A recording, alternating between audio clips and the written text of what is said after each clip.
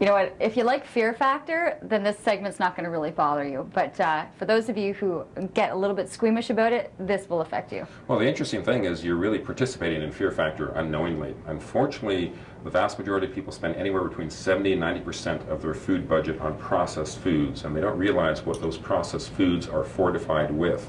There is something called the action defect food levels that is put out by the FDA, the Food and Drug Administration, and these are the levels you'll find, for instance, in macaroni and noodle products.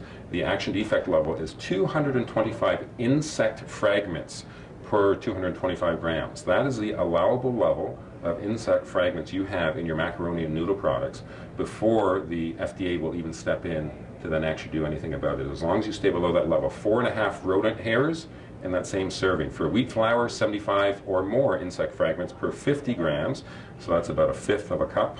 Right? 1 or more rodent hairs for those canned, orange juices and so forth. 5 or more, fly eggs, right? And 1 or more maggots in that cup of juice that you're drinking. So if you talk to industry, they believe their levels are about 10% of this.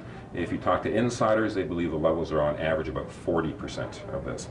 So when you're eating that processed food, this is what you're putting inside your body. So if you're not worried about the sodium or anything else that might be in there, this would be another way of looking at it. If you really want to get yourself off processed foods, think of what you're eating. Think about the 4.5 rodent hairs that could be in your macaroni and cheese. Well, at least half of them are there for sure.